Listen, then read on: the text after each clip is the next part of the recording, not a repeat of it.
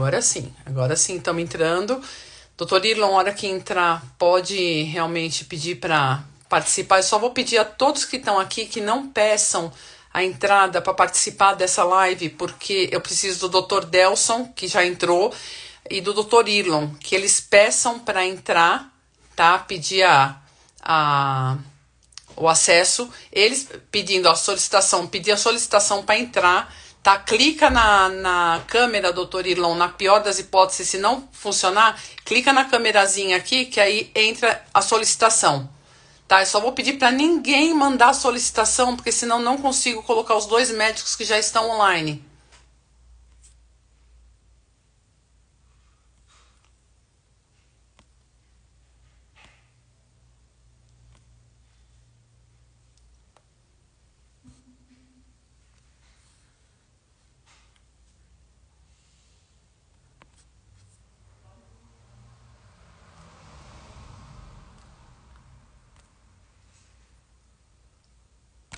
Então agora vai aparecer para ele.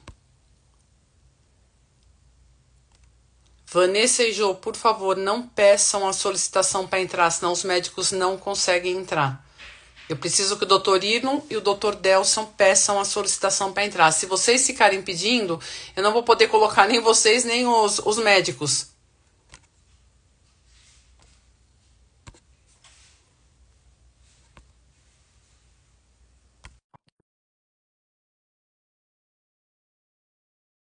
Só falta o doutor Delson agora.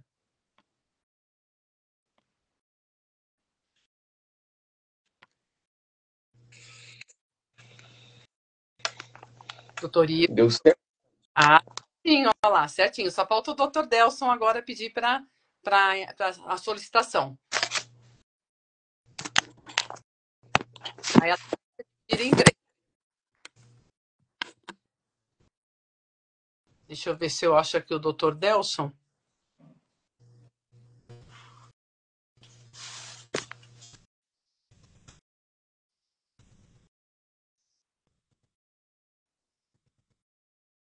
Ah, o doutor Delson está aqui. Pronto, o doutor Delson vai entrar também.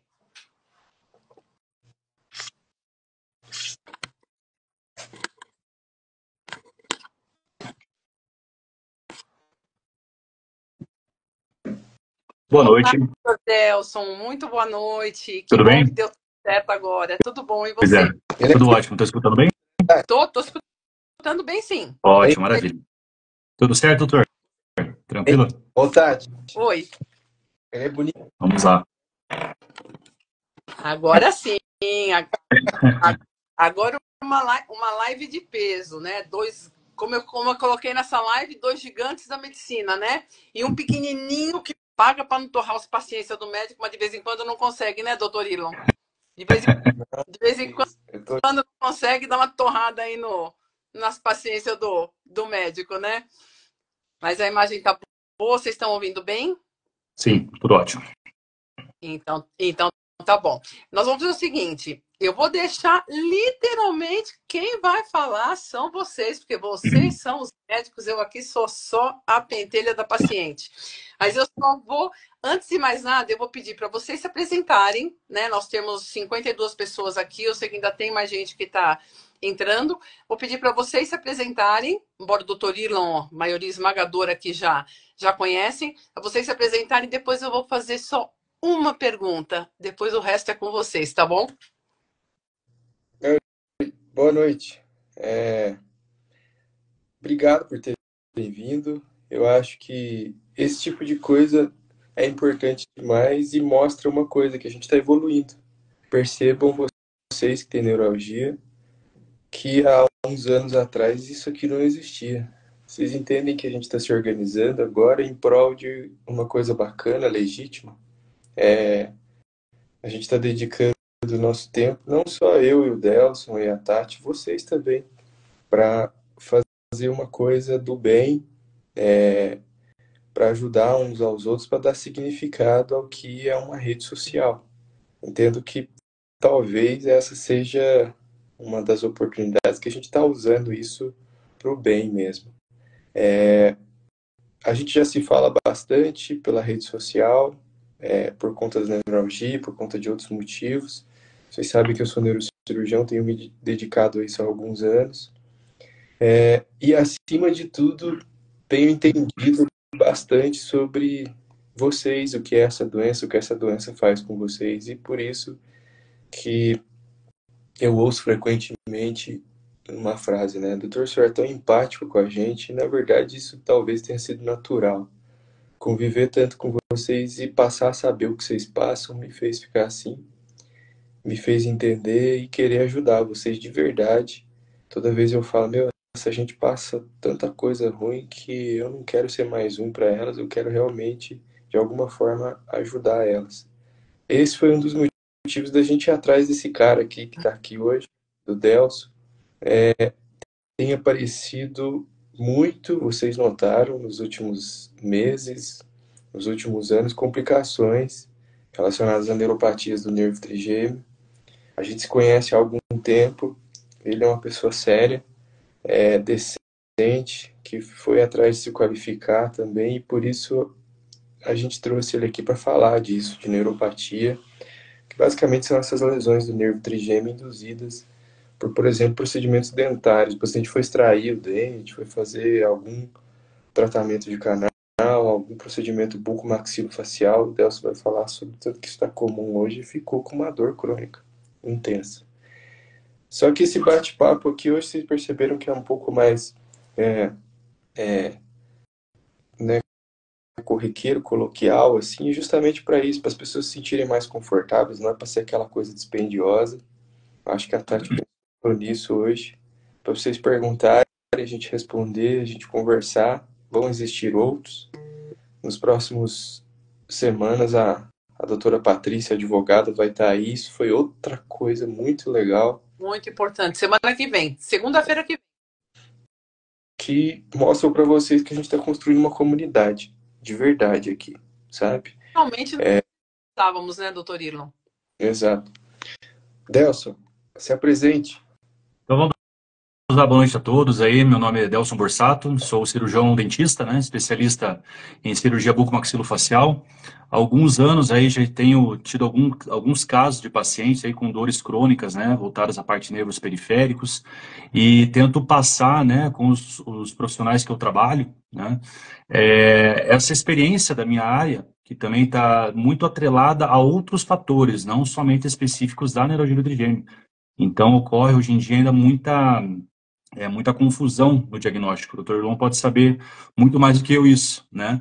Para quem trata, quem é especialista na parte neurológica aí, já sabe que os fatores aí que estão associados a dores, principalmente dores faciais, né?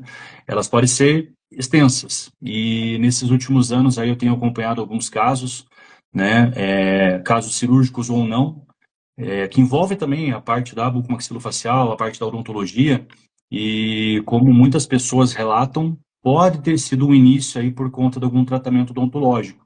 Então, quero passar um pouco da minha experiência. Eu estou formado há 10 anos em odontologia, já faço cirurgia desde então, né? Me apaixonei pela área da cirurgia, e cada vez mais, cada ano que passa, a gente vai encontrando casos aí, né? De pacientes com dor crônica, seja de origem dentária, seja de origem odontológica, seja de origem da articulação temporomandibular, e também outros fatores causados, né? Às vezes o paciente acaba confundindo, que nem foi mencionado, alguma dor que o paciente iniciou ali, por exemplo, processo carioso, teve uma dor crônica ali, depois essa dor melhorou, às vezes pode ser um outro indicativo, né?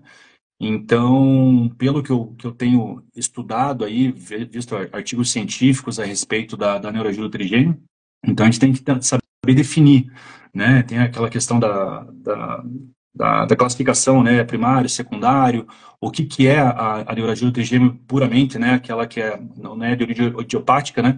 Que a gente saiba que a causa é devido à compressão ali, que é a área muito mais que o Dr. Irlon faz aí, que acaba tendo uma necessidade de fazer uma descompressão cirúrgica, né? E outros casos, quando não é de origem de compressão nervosa, né? Que é algum caso de dano, né, traumático nos ramos terminais aí, que são ramificações do nervo trigêmeo.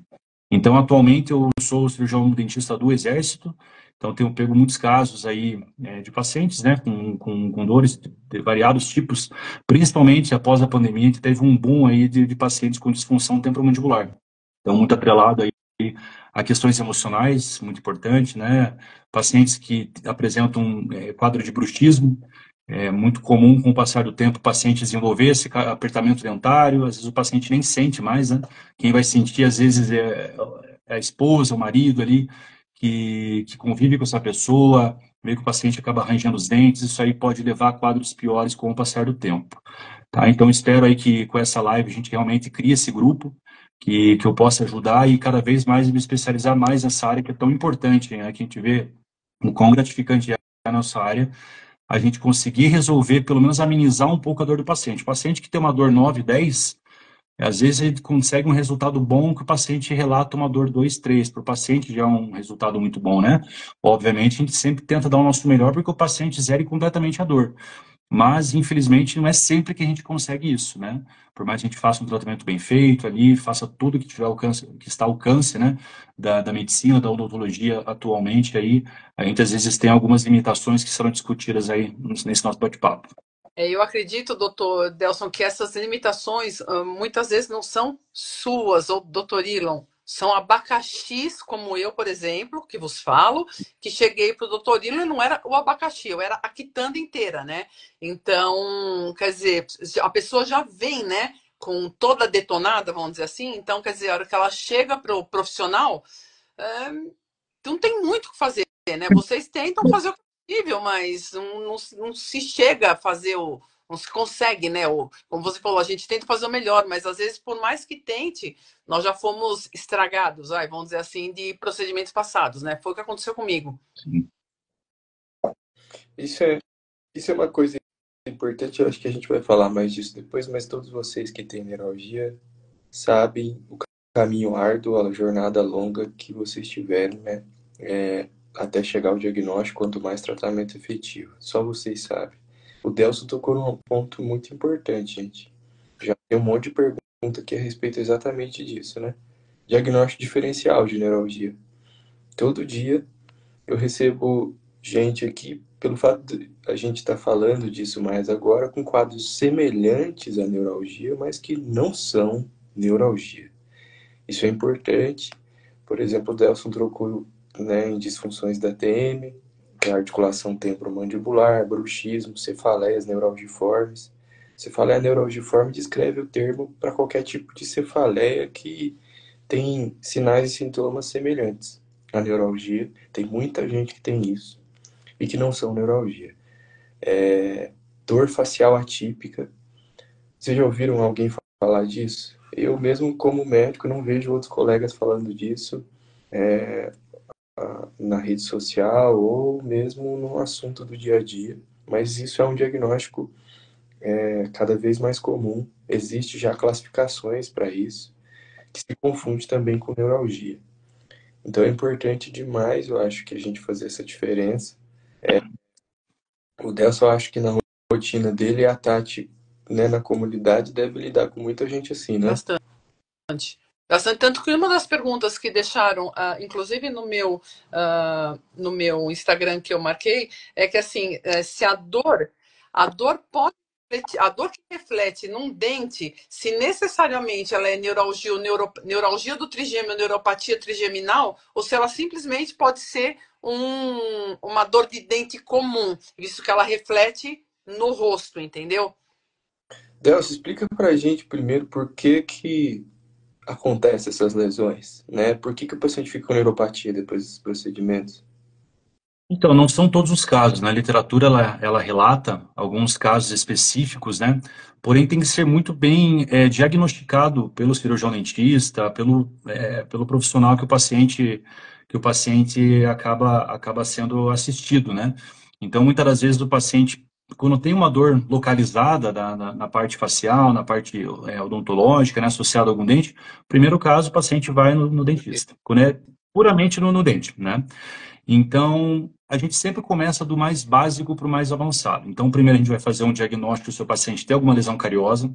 Então, tem muitas situações do paciente relatar que ele come doce, acaba tendo dor, quando o paciente toma água gelada, quando o paciente come qualquer coisa quente. Então, são estímulos dolorosos que vão fazer com que acabe levando a informação para a polpa e a polpa por si acabe fazendo toda a transmissão pelo nervo até chegar no trigêmeo, né? Então, é muito importante esse diagnóstico. Hoje em dia é muito comum, né? O paciente falar, só preciso dar uma olhadinha, ver o que tem, mas essa olhadinha às vezes pode passar batido muitas coisas ali que acabam sendo importantes no diagnóstico das dores odontogênicas, né?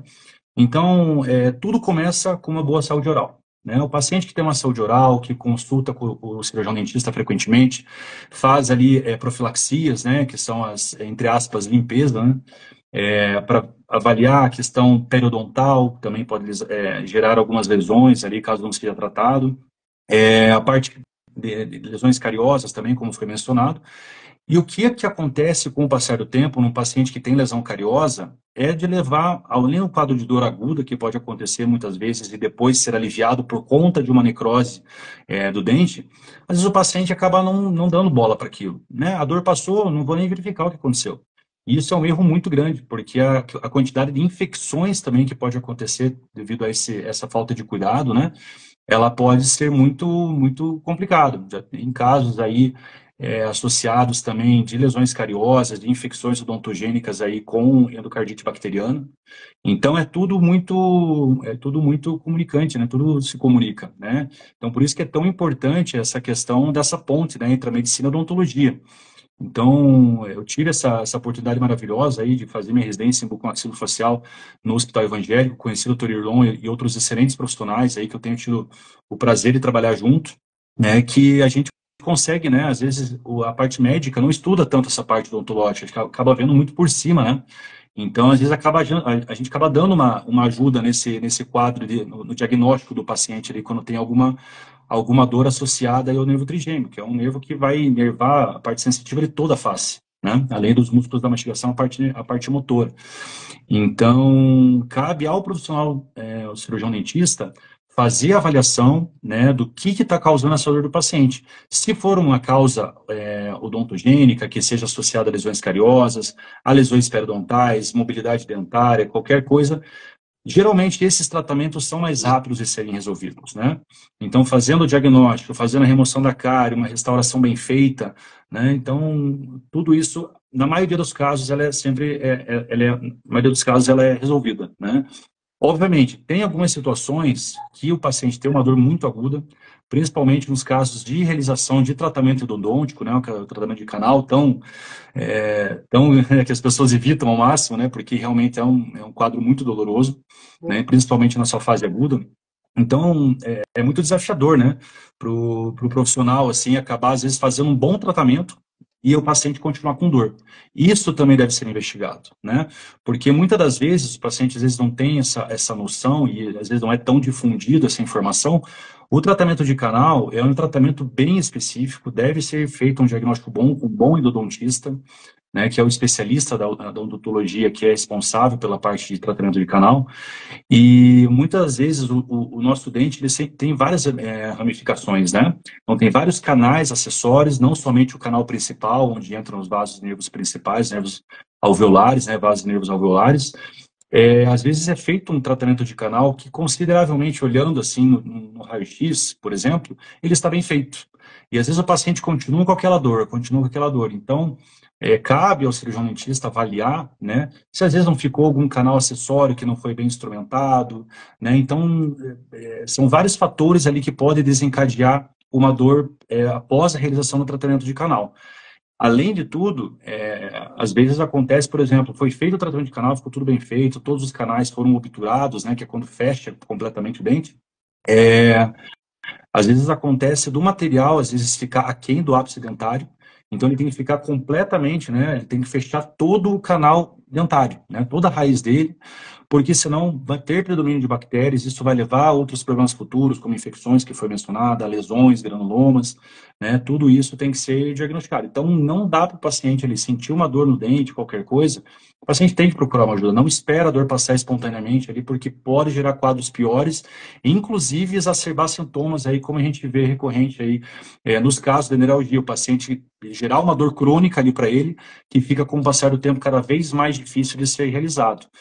Então, recomendo também, por exemplo, fez o tratamento de canal, continuou com uma dor ali, procura o cirurgião dentista novamente, é desconfortável, porque o paciente fica com aquele medo, né? Putz, vou sentir dor de novo, não quero passar por isso novamente, mas procura, porque às vezes pode ser pior, e às vezes pode ser uma resolução simples, às vezes somente um desgaste ali do dente, fica um pouquinho alta a restauração, o paciente começa a ter um contato prematuro ali naquela região, e começa a gerar quadro doloroso, sem que não teria por que acontecer, porque o canal está tratado, né? É, Então, a parte nervosa do dente foi removida. Este, por exemplo, é o caso do meu irmão, né? Uhum. Que deve estar ouvindo esta live, tem 52 anos quase e foge do dentista que nem o diabo da cruz. Ainda mais depois que ele irmã dele Sim, teve patologia do trigêmeo, né? Agora, uma sim. pergunta, doutor Delson, que ficou muito... Várias pessoas perguntaram se a Uhum. questão da anestesia no tratamento odontológico, anestesia básica, normal, que o cirurgião dentista aplica, a aplicação da anestesia, por exemplo, para extrair um dente do siso, pode levar Uhum. a neurotrigêmeo? A neurologia do trigêmeo, que nem eu estava comentando com o Dr. Irlon, é muito difícil a gente associar aquela neurologia do trigêmeo, pelo menos para mim, assim, é um pouco... A gente tenta sempre conversar junto, que o diagnóstico é muito difícil, né?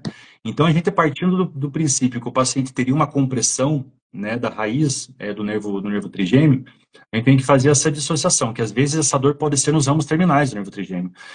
Até o Dr. Ilon poderia me ajudar nesse ponto, que eu acredito que não seja classificado como neuralgia do trigêmeo se for nos ramos terminais, certo, doutor? Isso é um ponto essencial de todo mundo entender hoje aqui, porque a quantidade de perguntas relacionadas a isso é Bem, imensa. sim, A Solange aqui, eu tô indo aqui do início das perguntas, perguntou exatamente isso, sobre o fato da anestesia poder fazer, Uhum. pode. Muitas pessoas às vezes acham que é por conta do procedimento, muitas vezes é por conta da anestesia feita para o procedimento que leva a Quantidade, ramos terminais. quantidade de anestésico também pode gerar uma dose tóxica e fazer uma... Exatamente, exatamente. Muitas vezes é na anestesia que isso acontece, faz uma lesão dos ramos terminais do trigêmeo, lingual, alveolar inferior, e aí o paciente evolui com esse quadro de neuropatia, que hoje é classificada como uma subdivisão da neuralgia.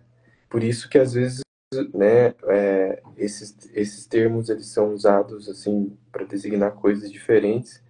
A pessoa às vezes confunde, mas não é à toa que são termos diferentes, mas sim tem uma classificação de neuralgia trigeminal. O médico não usa esses termos aleatoriamente, há uma padronização desses termos.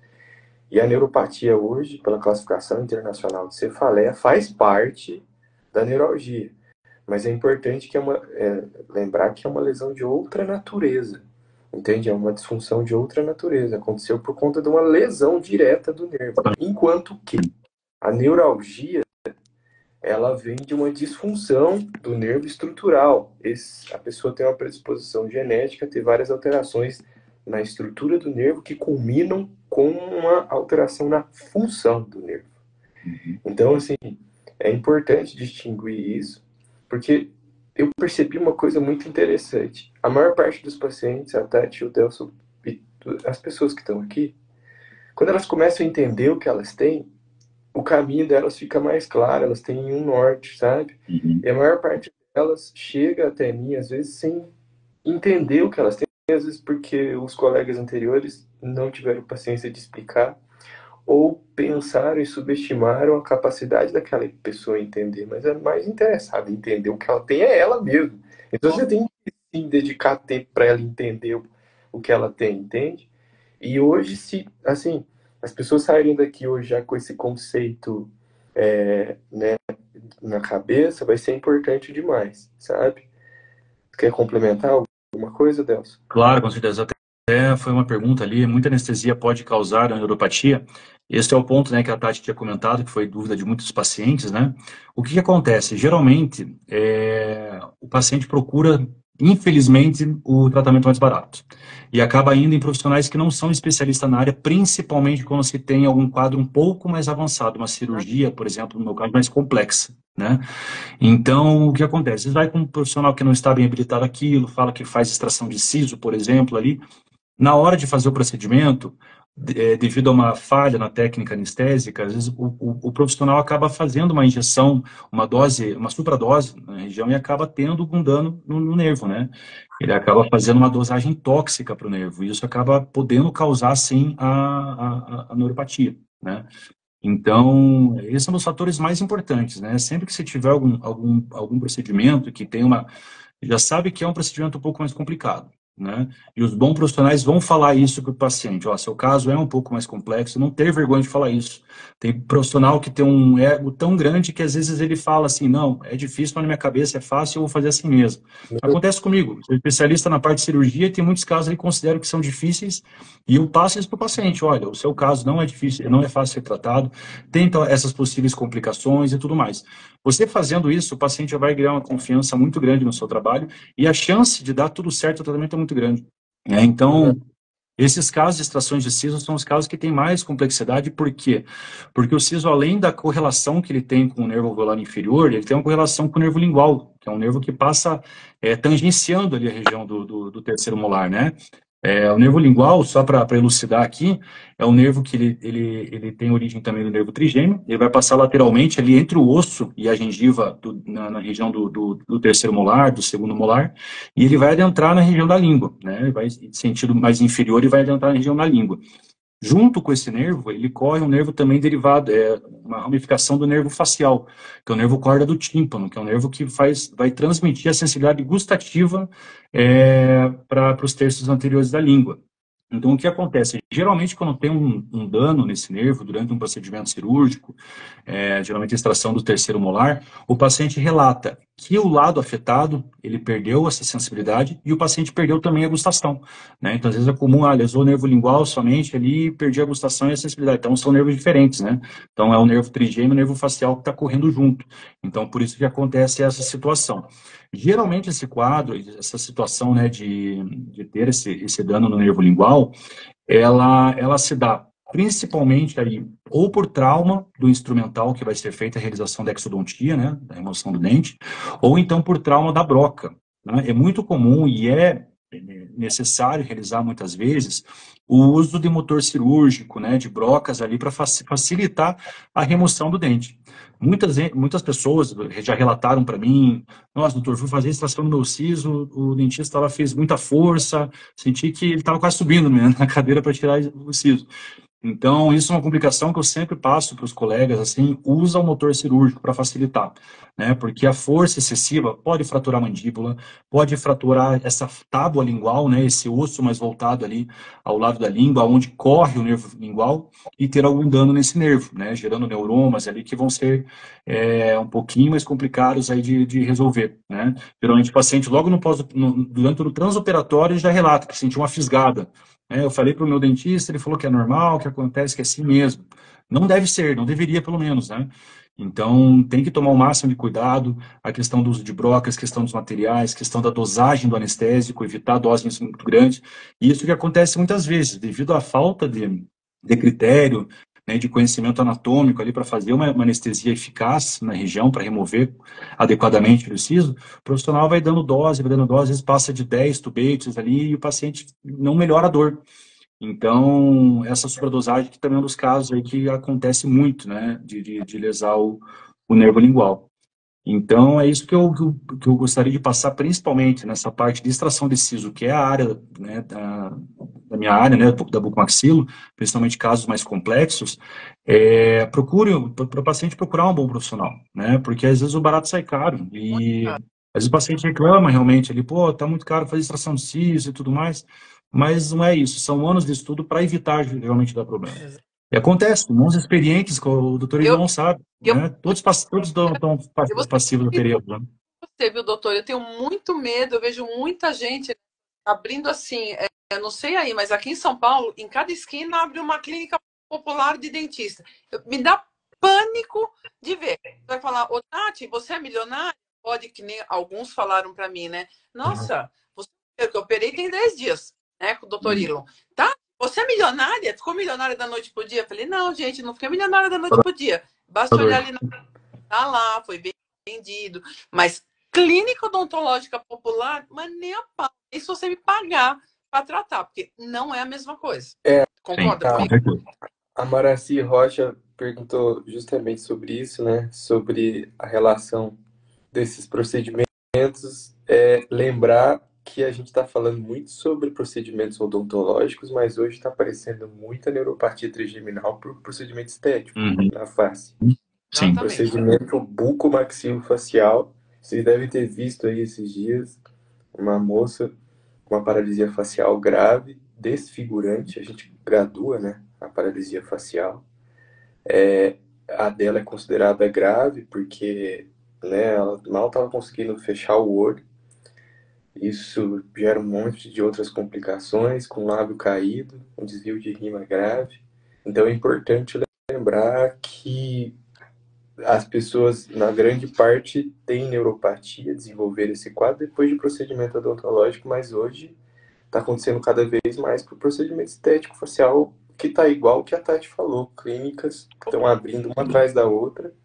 A pessoa que está fazendo, ela definitivamente não tem habilidade para fazer aquilo. Eu estou falando isso porque essas pessoas chegam até mim e você vai resgatar como que aquilo foi feito. Você percebe que a pessoa que estava fazendo não tem a mínima ideia o que ela estava aplicando, onde ela estava aplicando e o que podia causar. Sim. Então, isso está acontecendo cada vez mais. É importante as pessoas lembrarem disso aí, porque procedimento estético hoje está ficando uma coisa cada vez mais em larga escala, né? Então, é importante. Mas bota larga escala nisso, doutor Ilan. Eu falei, cada esquina, é que nem as clínicas odontológicas populares. Coloque seu aparelho por 1 milhão de vezes de R$10. Ou coloque bem aplicar toxina botulínica. Eu também, sou mulher, né, gente? Eu também morreria de vontade de alisar isso aqui, mas cadê? Aqui, vai pensar. A Caroline falou sobre... Delson, vamos tentando responder as perguntas aqui, a gente vai se revezando, tá? Eu vou tentar fazer um apanhado mais da neuralgia aqui, você da neuropatia, porque é muita pergunta. É uma coisa importante. Eu tenho uma marcada aqui, que foi uma pessoa que aliás, na verdade, eu tenho 2 perguntas. Ela disse que ela tem a neuralgia do trigêmeo, que ela diz ser associada ao vírus do Herpes zoster e pós-medicamento biológico anti-TNF. O que vem a ser TNF? Foi o que ela escreveu. Isso é possível? Eu sei que a essa pergunta tem 2 partes, né? De fato, a neuralgia pós-herpética existe, mais uma vez, existe uma subclassificação para esse tipo de neuralgia. O vírus da herpes zoster tipicamente se instala nos nervos ali e pode fazer uma lesão, propriamente dita, do nervo. E fazendo uma lesão, lembrem-se, altera a função do nervo. E aí tem como consequência uma sequela, dor, entende?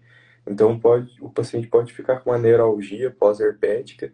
Lembrem que às vezes o herpes zoster pode se instalar em vários segmentos do corpo, inclusive no rosto, no território do trigêmeo.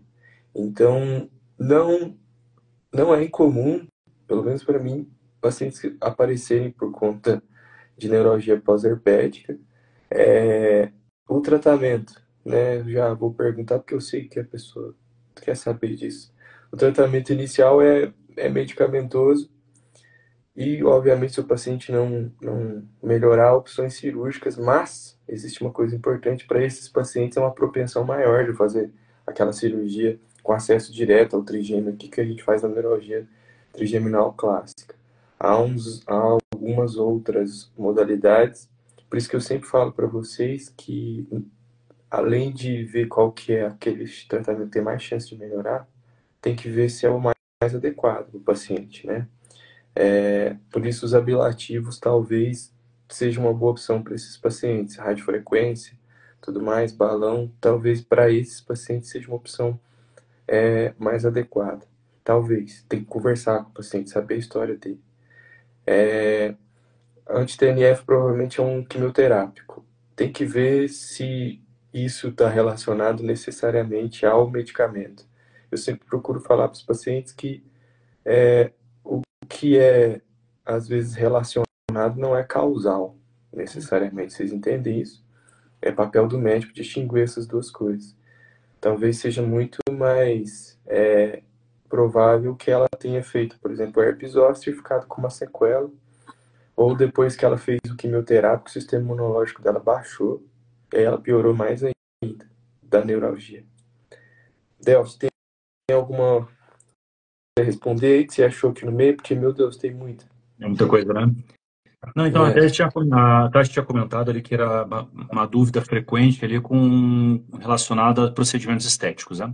Primeiro de tudo, só para entrar nesse assunto, obviamente, é uma crítica que eu também faço, né? Essa proliferação também de clínicas populares, principalmente as que não visam o bem do paciente.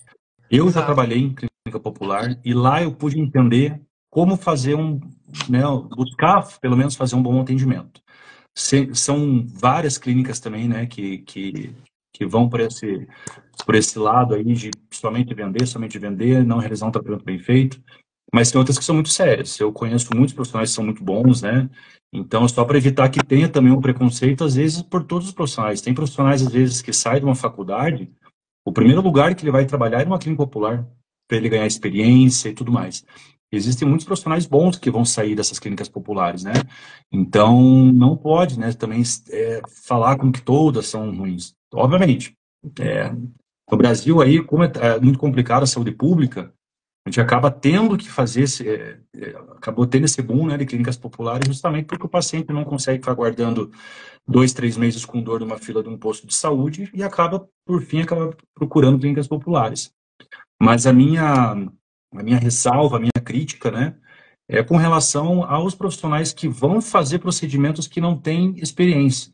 Isso daí eu bato muito de frente, porque é complicado. E não é só na área odontológica, em várias áreas, seja na área da saúde, na área de humanas, qualquer coisa. Profissionais que vão fazer somente visando o seu lucro e tudo mais, e não estão importando com quem está contratando o seu serviço, né? E isso vale muito atualmente na questão dos procedimentos estéticos, né?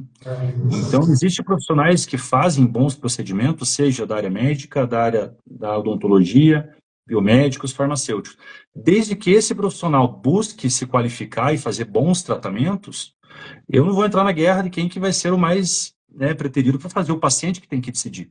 E o profissional tem que saber também os seus limites. Não adianta nada o paciente. Ocorre muito, infelizmente, do profissional acabar de sair da faculdade e, como viu que é uma área promissora, já lança a mão de fazer um curso de harmonização facial, por exemplo, né? Então, desde que esse profissional estude muito anatomia, isso é o básico, né? Estude variações anatômicas, mesmo estudando, o Ilon sabe disso. Você pode estudar o máximo anatomia, sempre vai ter uma variação anatômica ali que pode complicar, né? Principalmente na área da neurocirurgia, né? 1 milímetro a mais, 1 milímetro a menos pode significar um desfecho trágico, né? Então, nesse caso dos procedimentos estéticos, a minha principal ressalva é com relação aos profissionais que vão fazer o procedimento sem ter conhecimento anatômico e simplesmente por fazer o procedimento. E o pior de tudo, quando faz algum erro, não dá mínima para o paciente, não assiste o paciente, não vai buscar o porquê que acabou causando aquele transtorno, né? Hoje em dia, a toxina botulínica ajuda em vários fatores, não é simplesmente para o paciente ficar com o rosto bonito, né? Tirar as rugas e tudo mais. Exatamente. Então, a toxina botulínica ajuda muito, né? Em casos, até mesmo paciente que tem mutismo. Exatamente, paciente que tem dor crônicas e tudo mais. É um dos tratamentos que são eleitos, né? Justamente pela simplicidade, desde que bem feito. Então, o problema é que hoje em dia a questão estética está muito em voga, né? E os pacientes às vezes preferem parecer que estão saudáveis do que realmente ser. Então, aquilo bate no começo que eu falei. Às vezes o paciente tem que iniciar tendo uma boa higiene oral e tudo mais, e deixar isso para segundo plano. Sei que é difícil hoje em dia, a gente quer parecer muito mais do que é. Então, que o paciente pelo menos procure profissionais habilitados para fazer o procedimento. né? Exatamente. Porque bons profissionais também têm complicações, mas os bons profissionais vão saber como resolver essa complicação, né? Às vezes procura um profissional que é mais barato e tudo mais, vai ficar um procedimento bem feito? Pode ficar, mas se tiver alguma complicação, pode ser que esse profissional não saiba como, né? Às vezes o paciente se desespera, tem alguma situação ali, pô, deu uma, sei lá, edema de glote no paciente, pô, dá uma assistência para o paciente, né? Complicações só ocorrem com quem faz. Mas desde que essa pessoa faça um trabalho bem feito, um trabalho ético ali, né? E fale para o paciente todos os riscos também. Isso é muito importante. Hoje em dia, seja procedimento invasivo, seja procedimento não invasivo, tem risco. Às vezes o paciente tem alguma alergia, algum material, alguma coisa que possa estar junto ali com a toxina botulínica, com a própria toxina, e não tem como o paciente saber, muito menos o profissional. Então, infelizmente, acidentes acontecem, né? E com relação às dores causadas por toxina botulínica, é mais questão do erro, de questão de erro anatômico, né? Às vezes acaba infiltrando a toxina botulínica em vaso sanguíneo, podemos fazer, às vezes, procedimentos em região de mandíbula, pega a artéria facial, isso pode gerar um quadro negativo. A questão da estética cirúrgica relacionada à bichectomia, até o doutor Iron falou no início ali desse tema, a respeito de paralisia do nervo facial, isso é muito comum acontecer. Seja porque ocorreu um dano direto, né, na hora de fazer a retirada da bola de bichar, para deixar o rosto um pouco mais fino, ou então ocorre muitas vezes casos de hematomas, né? Então, como é uma região muito vascularizada, ocorre a formação de hematomas e esse hematoma pode gerar uma compressão das porções terminais ali do nervo facial, levando também à paralisia facial, né? Então, além de outros problemas, né? Lesão do ducto salivar também, que passa na região, sabe? Então, aquela coisa, tem que tomar muito cuidado com procedimentos assim, tem que ser bem indicados, principalmente questões que envolvem mais função, né? Existe casos ali, às vezes o paciente acha, até os profissionais, eles acham que bichectomia é somente para fazer parte estética, mas não. Tem muitos casos de pacientes que falam que fica mordiscando, o paciente não aguenta, toda hora ele fica mordendo a bochecha. Então, a bichectomia pode ser útil para esses casos. Exatamente. Outros casos, o paciente fez uma extração, ficou com uma comunicação bucosinusal. A bola de Bichat pode servir para vedar essa comunicação, em alguns casos, né, fazendo com que o paciente não tenha essa comunicação. Então, simplesmente chegar e falar, quero fazer a remoção da bola de Bichat, tem que avaliar o risco-benefício, assim como também os outros procedimentos, seja aplicação de toxina botulínica, aplicação de preenchedores e tudo mais. É aquilo, né, doutor Nelson? Acho que tudo vai do profissional. Eu vou dar um exemplo meu, tá? Eu falo que é muito fácil falar dos outros, vou falar de mim. Depois que eu fiz a segunda cirurgia aberta, que o doutor Ilon fez agora, foi a terceira, né? Uhum. Depois que eu fiz a segunda cirurgia aberta, a primeira coisa que eu falei para minha mãe e para o meu pai: nunca mais ninguém põe a mão em mim. Até este anjo da cidade de Curitiba aparecer na minha vida através de um vídeo de menos de um minuto, entendeu? E a gente começou a conversar, né? Então eu falo, tudo vai mesmo do profissional. E até queria que o doutor falasse justamente isso, porque eu tô há 10 dias operada, né? Tô toda costurada, tô numa boa, eu não tenho dor, eu não tenho choque. Agora, por que ainda é, a gente precisa ainda desmistificar tanto a cirurgia aberta, doutor Ilan? Por que que todo mundo vai uma, duas, três vezes no balão, na radiofrequência, quando às vezes o necessário é a cirurgia aberta?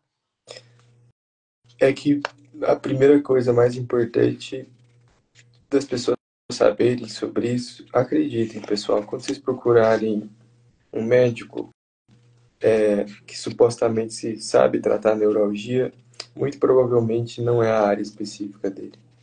Muito provavelmente ele não está habituado a tratar aquilo por vários motivos, não por culpa dele. Primeiro, porque neuralgia é uma doença incomum sobre a qual se fala pouco. Segundo, que a maior parte dos profissionais não se dedica a isso mesmo, tudo mais. Não porque, mais uma vez, eles não querem, é porque às vezes hoje são várias áreas, né? A gente está cada vez mais subespecializado, percebam isso. Então, tenham absoluta certeza que na maior parte das vezes, quando vocês procurarem alguém para tratar a neuralgia de trigêmeo, aquela pessoa não vai estar habituada a tratar aquilo de uma forma específica. E aí acontece isso que aconteceu com a Tati e com vários outros aqui. Por exemplo, A Cíntia estava perguntando do pai dela aqui, que vai fazer o balão e tudo mais, e ele vai ficar livre dos remédios? Muito provavelmente não, porque e eu falo sempre para vocês, esse é um tratamento com uma eficiência menor quando Mi- comparado, por exemplo, com a cirurgia, que a Tati perguntou. mi- Então, é provável que sim, ele melhore depois do procedimento, desde que seja bem performado, e esse era o que o Del estava falando, né? Escolher um profissional, pesquisar, entende? Mesmo antes de fazer o procedimento, mas muito provavelmente ele vai ficar dependente de medicação ainda depois. Mas tem que ver se, né, às vezes o colega indicou bem, aquele é o mais adequado para ele, ok? É importante a gente saber disso, não dá para execrar as outras modalidades de tratamento, elas têm sua eficiência, tá? A Tati perguntou sobre a cirurgia especificamente. A própria jornada de vocês prova para vocês o que eu sempre tento dizer. Isso independe de opiniões, e gente com neurologia não pode estar à mercê de achismo de médico. Vocês já passaram tanta coisa que eu acho que a gente tem que se embasar e oferecer coisas para vocês com a real chance de melhorar. Entende? Coisa com fundamentação. E o tratamento cirúrgico é o que tem a maior eficácia em controlar a neurologia do trigêmeo. Isso é provado, ok? Mas aí a outra parte importante é: esse é o mais adequado para você? Isso é importante demais. A Cláudia Figueiredo, a Cláudia Regina estava falando 2 meses com NT e dor horrível. Ela está no início, né, Tati? Da neurologia, pelo que eu entendi aqui, está no início da doença. É amedrontador, às vezes, esse início. Mas, mais uma vez, se tiver com um profissional bom, vocês não ficam à mercê do que a maior parte dos pacientes com isso estão. Aquela jornada árdua, longa, sabe? Até tratamento efetivo. Delson, eu vou propor para você e a Tati e a gente escolher um apanhado de, de 3 perguntas e a gente respondendo, sabe? Eu, eu acho assim, doutorina, teve até algumas pessoas que mandaram aqui no privado, eu printei a tela, que depois eu até encaminho para vocês, para ficar mais fácil. Tinha acho que 6 perguntas no privado, eu printei, mandei. Agora, tem uma coisa muito importante, alguém perguntou aí, mas eu não vou, claro, com a minha visão maravilhosa, eu não vou achar, sobre o congelamento do nervo. Isso é viável? Tem um nome, né? Criolipo, qualquer coisa. Isso é uma forma de ablação do nervo, de lesão do nervo. Ablação gliceal, não é? É uma lesão térmica, né? Por exemplo, a radiofrequência faz uma lesão com uma frequência altíssima e calor altíssimo, que é supostamente controlado, enquanto essa crioterapia, às vezes com nitrogênio líquido, faz outro tipo de lesão, sabe? Isso sim é uma opção, mas tem que ver se é a mais adequada para o seu caso. E, gente, por que eu ressalto isso? Porque vocês entendem que, por exemplo, igual aconteceu com o canabinoide, essas coisas novas tentam virar uma panaceia. Ah, faz em tudo e todo mundo. E não Esse é o problema. Exatamente. Não é receita Esse de é bolo, né? um tratamento, exato. Feita de bolo. Você põe lá, tudo bem, beleza, sai, todo mundo sai igual. sabe?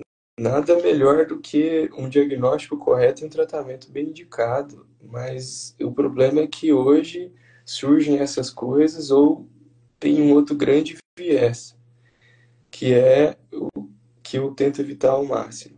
A partir do momento que aquele determinado profissional está habituado a fazer uma coisa específica, ele tem uma tendência natural de só indicar aquilo e achar que tudo vai melhorar com aquilo, em vez de, às vezes, encaminhar ele para outro colega que faz aquele outro tratamento que seria o mais adequado. Não, ele retém aquele paciente. O que acontece com muitos de vocês, por exemplo, tomando medicação. Fica com carbamazepina ou com tegretol por anos, resistente à medicação, porque invariavelmente, isso aproveitando e respondendo outras perguntas aqui, todos os pacientes vão ficar resistentes à medicação ao longo do tempo. E aí, em vez de falar assim, tá, você chegou, que é o que eu sempre costumo falar, o Tegretol, gente, é o remédio de referência. O genérico é a carbo, mas a referência é o Tegretol. É a primeira escolha. Se você chegou à dose máxima, 1.200 miligramas, que é o teto terapêutico, e continua com dor, Por que que eu vou usar outra medicação que sabidamente tem uma eficiência menor do que a primeira, o mais indicado? Não faz sentido, mas é o que acontece. Tem um monte de gente que chega com Tegretol, chega com gabapentina, pregabalina, Cymbalta, um monte de coisa associada. Só que daí você fala, para que isso? Isso já provou, né? Essa modalidade de tratamento provou que ela se exauriu, entende? Então é importante ressaltar isso. Antes de eu passar a bola para o Telso aqui, eu vou pedir uma coisa para vocês compartilhem. Aqui no botão direito aqui tem como compartilhar com o pessoal aí no próprio Instagram a live. Eu vou salva, ela vai ficar salva no meu Instagram automaticamente. Ótimo. Telso, se você escolhe aí, depois a Tati de volta Deixa eu com ver. as perguntas. Tá vendo? Tá bastante pergunta do Canabidiol aqui. Tem muito. Eu Esse vou... é um grande problema, viu, doutor Delson? Porque assim, eu vou falar por mim, eu usei. Para mim ajudou muito na dor. Não, nunca nos choques. Na dor. Uhum. Aí queriam o mesmo canabidiol, do mesmo laboratório, a mesma dosagem. E não é assim que funciona, porque o sistema endocannabinoide é o RG de cada um, né? Cada um tem o seu. Não vai funcionar. Né? Então, isso é bem complicado. Porque o canabidiol é usado para dor? Mas tudo bem. Você toma para você, para câncer, pode dar certo, mas para outro, para neurologia trigêmea, pode não dar. Como teve um senhor, só um exemplo, que foi, a neta foi aos Estados Unidos, comprou na mesma loja que eu comprei, ele tomou o mesmo tanto que eu tomei e não deu certo. Porque não é essa panaceia, essa coisa de doido que todo mundo tá. E sem contar que hoje em dia, vamos combinar, né? Tá se vendendo praticamente óleo diesel como canabidiol, né? Ainda tem essa, ainda precisa tomar cuidado de onde comprar. Que cai naquilo que nós falamos no começo. O barato sai caro. Exatamente. Telso, Uma pergunta que eu vi aqui, mais ou menos pode ser adequada para essa resposta, e talvez alguém tenha mais dúvida com relação a isso. A realização de procedimentos por paciente que já tem neurologia trigêmea, que nem a Tati estava falando ali, morre de medo de um dentista por conta das dores que ela já teve, né? E é completamente compreensível, né? Ninguém que sofre com uma dor crônica ali gostaria de ir para fazer um procedimento sabendo que ele pode ter um estímulo doloroso. Mas existem situações que podem ajudar o paciente. Às vezes, como eu tinha comentado anteriormente, tem situações ali que você vai precisar vai tratar. Não tem como fugir. Então, o paciente que está com uma necessidade de fazer uma extração dentária, por uma dor, às vezes acontece quadros, né, que a gente chama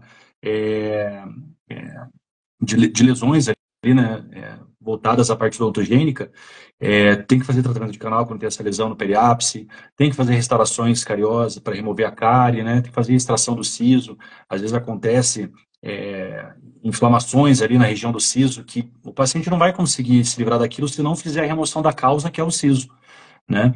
Então, às vezes o paciente pode ter muito medo. E hoje em dia está muito mais fácil para um cirurgião dentista entrar num hospital para fazer esse tipo de procedimento, né? Ou então, o médico anestesista às vezes pode ir no consultório odontológico para realizar. Mas o paciente tem fobia. Eu tive vários casos de pacientes que vai fazer implante, vai fazer cirurgia de extração de siso, ou às vezes até cirurgias mais simples, né? O paciente fala, eu não quero fazer com anestesia local, que é o comum, né, de realizar na odontologia. Não tem também como fazer sedação para todo mundo.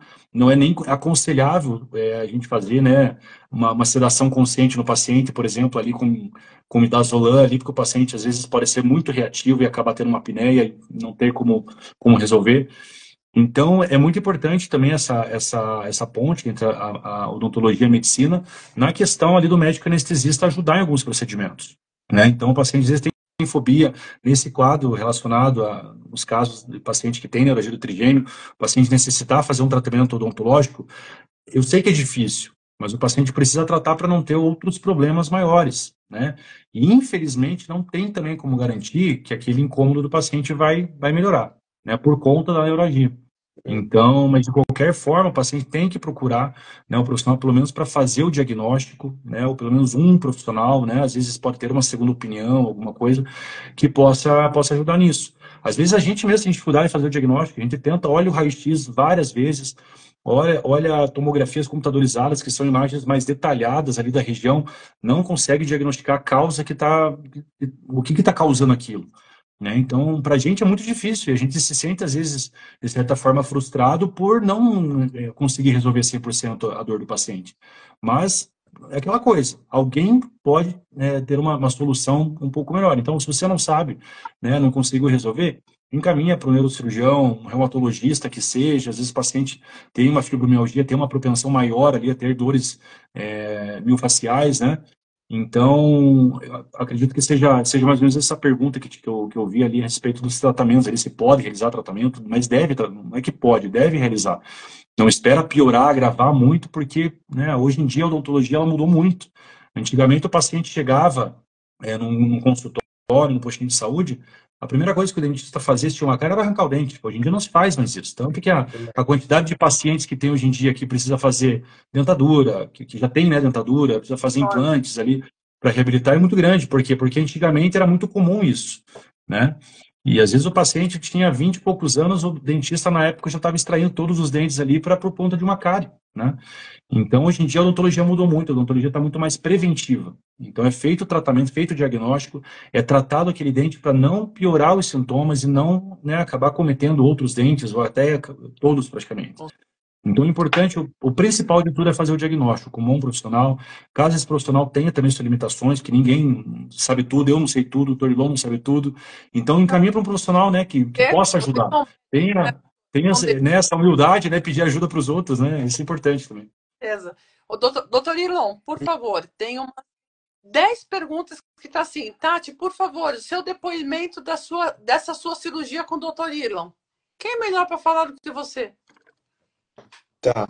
Eu tava Eu vou.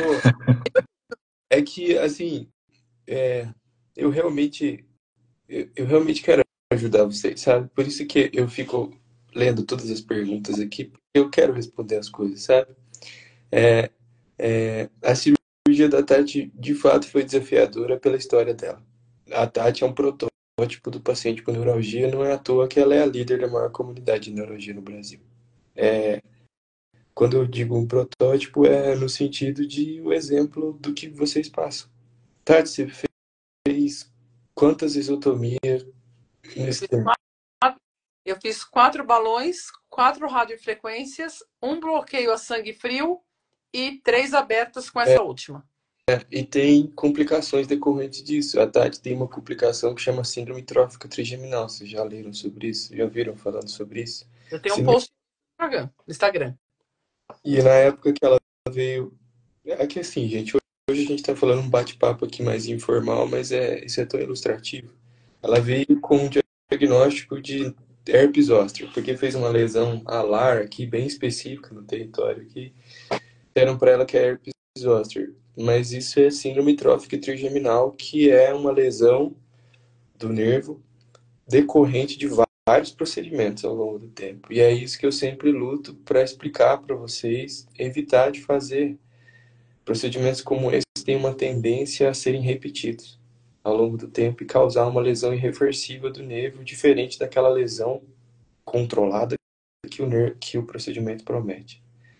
E aí a gente precisa da função do trigêmeo. Não se trata de bloquear a função dele, de cortá-lo, nada disso.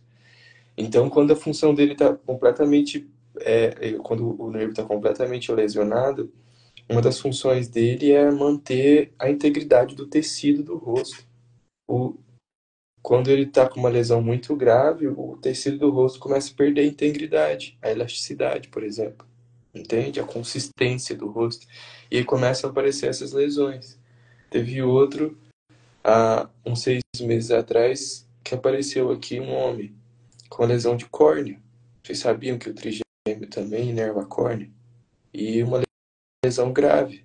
Eu encaminhei para colega oftalmologista aqui que o paciente voltou com o famoso não tem o que fazer. Você sabia disso? Então tem que tomar cuidado demais com essa jornada. Para vocês, por exemplo, tem uma moça que comentou que já está há 2 anos tomando remédio e está com dor. Meu Deus, gente. A própria história da pessoa é a Josélia. Prova para ela que isso não está dando certo. Entende? Não é possível. O colega, né, e o paciente tem que perceber isso junto. Que aquela modalidade de tratamento não está resolvendo a vida do paciente, entende? E aí, quando chega, na maior parte das vezes, vocês, 100% das vezes, na verdade, hoje em dia, vocês chegam até mim depois de terem passado por tudo isso, entende? E o caso da Tati foi mais difícil porque ela passou muita coisa. Operar um paciente que já foi operado outras vezes é complicado por vários motivos. Porque esse paciente está não só com dor ainda, ele está frustrado, com raiva de médico às vezes. Então, por vários motivos, isso é mais complicado. E qual que é a melhor forma de evitar isso? Evitar que chegue até esse ponto, entende? Por isso que eu falo, um diagnóstico correto e um tratamento bem feito controla a neuralgia, sim. Eu não falo em cura para vocês nunca, porque é gente que convive com uma doença bizarra, que faz as pessoas, vocês sabem, né? Mas isso é possível, sim. Tem paciente que operou e nunca mais vai voltar aqui, entende? Mas tem que ter muito cuidado, tem que ter muito critério. Lembre-se daquilo que eu falei lá no início. A maior parte, infelizmente, dos colegas realmente não está habituado a tratar isso e nem quer, entende? Porque realmente é mais complexo, é mais complicado. Mas, enfim, a gente tá aqui para ajudar. Vocês perceberam que trazendo o Delson hoje, a Patrícia, e vocês todos, meu Deus, olha isso que a gente está fazendo. Isso aqui é tão bom. A gente está usando isso aqui para algum motivo do bem mesmo, rede social, entendeu? Construindo uma comunidade para ajudar as outras pessoas, sabe? Tati, tem muita gente perguntando aqui. Eu nem sei mais se as minhas perguntas estão atualizadas aqui, que tá girando aqui e não para. Ressonância magnética. Eu falei isso alguns dias atrás, volto a repetir. O achado de imagem, né, o conflito neurovascular, não é causa única nem suficiente para fazer neuralgia. Esses pacientes têm outras alterações estruturais que culminam com a neuralgia do trigêmeo.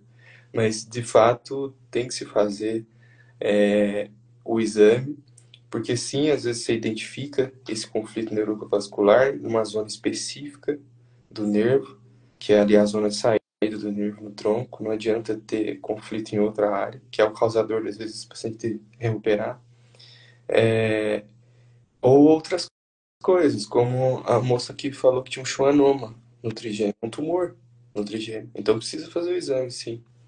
Tem mais coisa, Delcio, Tati, que vocês querem complementar? Eu fixei o e-mail que o pessoal está pedindo. Eu preciso do Dr. Delson. Dr. Delson, qual que é o Instagram? O Instagram é @Delson Borsato. Vou colocar aqui. Delson Borsato, né? Tô marcando aqui, ó. Borsato. Isso. Com T só? Um S e um T. Um S e um T. Ai, peraí que eu pus bordato. Ali. Corretor ajuda às vezes também. Borsato. Eita, nós, essa língua, esse olho bom. Aqui, ó, quando não se identifica, a Jaqueline perguntou, pode-se fazer cirurgia? Lembre-se que a cirurgia não se baseia necessariamente em separar o conflito neurovascular, mas em várias outras coisas. Então não é isso que vai definir se esse tratamento é mais adequado ou não. Mais uma vez, não é causa única nem suficiente, né, para causar neuralgia. O exame para o diagnóstico. Isso é importante porque tem paciente aí, meu Deus, teve semana passada que estava fazendo eletroneuromiografia para neuralgia do trigêmeo. Pelo amor de Deus, gente, não. Tá virando moda, doutor Ilon. O que eu escuto de gente falando que vai fazer eletroneuromiografia, eu falo, mas gente, peraí, pra quê? Não basta os choques que a gente leva? Você vai levar choquinho além, por quê? Qual é o médico pediu. Tá, mas qual é a finalidade? É que nem eu falo a história do remédio, né? Porque tem no meu grupo, eu tenho um grupo de apoio, o doutor Ilon sabe, doutor Delson, que nós são várias pessoas, né? Então tem eu e o Morris, eu falo que somos os valentes do grupo, né? Nós simplesmente decidimos, por livre e espontânea vontade, não sei se é certo ou se não é, que nós não íamos mais tomar remédio. Eu nem sabia dele, nem ele de mim. Eu falei, eu tomo remédio, só tem efeito colateral. E ele do outro lado, eu tomo remédio, só tem efeito colateral, vira um vegetal que ando, não tomei mais. A mesma dor que eu sentia tomando 18 anticonvulsivos por dia, foi a mesma dor que eu passei a sentir quando eu não tomava mais 18 anticonvulsivos por dia. A única coisa é que eu não tinha mais efeito colateral, ou seja, eu saí ganhando. Claro está que eu não incentivo ninguém a isso, entendeu? Eu só tento entender qual é o sinal. É a mesma coisa que eu falo para você assim, ó, pega esse lápis aqui e fica assim dentro do teu olho. Vai incomodar, não vai? Mas por que você está fazendo? Tá colocando isso dentro do olho, né? É a história da eletroneuromiografia. né? Virou muito comum. A, a, a, deixa eu ver aqui, ela tocou num ponto importante sobre o familiar, o marido, a Marivânia, falando que o marido dela está com crise há 8 meses. É impressionante o quanto as mulheres são mais resilientes que os homens, né? Não estou dizendo, né, no caso específico dela, porque a gente percebe o impacto disso não só na pessoa em si, mas na família, né? Como é que você vê uma pessoa desse jeito, com neuralgia trigeminal ao longo de meses, entende? Com crise bizarra de dor. Então, vocês atingem um patamar para seguir com a vida de vocês que é típico, e eu tenho que ver, Marivane, se o seu marido já não está nesse patamar, tolerando o intolerável. Vocês começam a tolerar o intolerável, coisas que vocês falam para mim que, para mim, ia ser intolerável, não no sentido de eu desistir da minha vida, mas, gente do céu, eu tenho que parar minha vida para arrumar isso aqui, entendeu? Então, a gente sempre tem que, como familiar, como médico também, ver se o paciente já não está nesse patamar, que isso é muito perigoso. Muito. Entende? O paciente que já está tomando, igual a Tati, uma dose bizarra de Ah, anticonvulsivante, já está dando mais efeito colateral do que trazendo solução. não, vegetal que Né? anda. Falo que a gente É, vegetal que anda. exato. Paciente que... Tem uma menina ali que falou comigo esses dias, é advogada, tem crise na frente do cliente, entende? De dor. Como que trabalha do jeito desse, entende? Esse é outro ponto. A Patrícia vai falar com vocês. A Patrícia foi, né, outra grande aliada da gente na construção da comunidade. De fato, Segunda-feira. de fato, gente, há que se notar que quando a doença está grave, sem controle, debilitando muito a vida do paciente, se não é adequado mesmo afastar o paciente da sua atividade laboral, já que ele está completamente comprometido. Não se trata de aposentadoria, isso é outra coisa que ela vai explicar, mas tem que o médico às vezes tem que ter esse bom senso. Ah, meu médico não dá atestado. Meu Deus, o paciente está com uma doença grave de difícil controle e atualmente com capacidade laboral completamente comprometida. Ele tem que ser afastado do trabalho, entende? Então isso é importante. Ô Tati, o Delcio falou que o pessoal estava perguntando de canabinoide aqui. As minhas perguntas já rolaram muito aqui. O que tem de canabinoide aí? O pessoal quer, na verdade, o pessoal quer saber se realmente o canabidiol é a tábua de salvação, entendeu? E não é a tábua de salvação, porque para uns funciona, para outros não, entendeu? E muita gente está vendo isso como uma esperança. Eu costumo dizer assim, é uma esperança, na minha opinião, não uma tábua de salvação, né? Então, as pessoas. É que nem o Pedro ainda perguntou aí. O Pedro vira e mexe, ele assiste minhas reuniões da Face Shopping Association. Ele falou: então, devo parar também todos os remédios? Não estou indicando isso, gente, em hipótese alguma. Eu falei: isso foi uma decisão minha, né? O Morris está aí também e ele não está aí online, que foi o que tomou a mesma decisão que eu, sem saber, mas ele foi um que o canabidiol não adiantou em nada, entendeu? Eu já resolvi, para mim resolveu até a vacina do Covid, eu não tinha dor, mas eu tinha choques, né? Mas era 50%. Para muita gente, mas nem tomando 20, 30, o vidro inteiro na garganta, goela abaixo, não resolve. Porque não é uma panaceia. Opa, chegou a tábua de salvação, serve para todo mundo, vamos usar. E tem, os laboratórios vão atrás, sim, que nem mosca no mel. Como já vieram, inclusive, atrás de mim, entendeu? Perguntando e mandaram para mim, e passa o Rolon, experimenta o meu Rolon, e no CBD, CBG, CBN. Ah, é uma loucura. E não é isso, entendeu? Porque nem sempre isso vai resolver. É, a Sula. A Sula perguntou, Tati, o que pode ser com a neuralgia? Delcio, o que pode ser confundido com a neuralgia. Você se relaciona muito com isso Sim, aí, né? Frequente. sim, isso é uma coisa que eu estava até já pensando em falar. Eu falei um pouco no início ali a respeito sobre as disfunções temporomandibulares, né? Então é muito comum, como eu já comentado ali, sempre teve o caso de pacientes com disfunção temporomandibular, mas depois na época da pandemia, como o pessoal ficou um pouco mais nervoso, e tudo mais, sei lá, problema financeiro, perda de um ente querido, então a DTM virou ali né, uma epidemia, uma nova epidemia. Então, o que eu vejo bastante que tem essa confusão, o doutor João pode até saber explicar ali se por acaso ele já teve algum paciente que confundiu ali com uma neuralgia do trigêmeo propriamente dita, né? Uma de origem clássica. O que a gente tem bastante casos, tinha bastante na época da residência, como tinha serviço de otorrinolaringologia, né, no hospital evangélico, a gente recebia muitos casos de pacientes que procuravam primeiro otorrino porque estava com uma dor no ouvido, né? E o otorrino não encontrava nada, e acabava me encaminhando para bucomaxilo para a gente fazer o diagnóstico que estava lá, o paciente tinha um problema ali, muito próximo, né? É um problema ali voltado à articulação temporomandibular, na articulação da mandíbula, que ela fica muito na frente, né? Então, às vezes, o paciente realmente não sabe diferenciar o que é dor do ouvido, o que é dor na articulação. E, às vezes, um simples exame de imagem já pode ajudar no diagnóstico. Uma simples avaliação clínica da saúde dentária do paciente pode diagnosticar. Às E vezes, o doutor, paciente possui uma falta odontológica, né? E isso acaba forçando de um lado, ele tem uma hiperfunção de um lado da mastigação, o que começa a causar a disfunção. Pode falar, Tati. eu tive uma ocasião, uma menina, ela só esteve uma vez no na minha reunião da Facial Pain Association e ela nunca mais apareceu. Eu não sei que fim levou a moça, ela não é do meu grupo nem nada. Ela tinha diagnóstico de neuralgia do trigêmeo, tá? Uhum. 3 ramos comprometidos e ela ia ser submetida na semana seguinte a uma cirurgia ortognática. Tem a ver? Olha, tem que ser avaliado o porquê que ela precisava de cirurgia ortognática. Cirurgia ortognática é uma reposição das bases ósseas, maxilares e mandibulares, né? Então, às vezes, o paciente, além da queixa estética, o paciente tem uma queixa funcional. A cirurgia ortognática, ela aborda os dois casos. Às vezes, o paciente tem uma maloclusão, né? A oclusão é o fechamento correto dos dentes, a oclusão correta, né?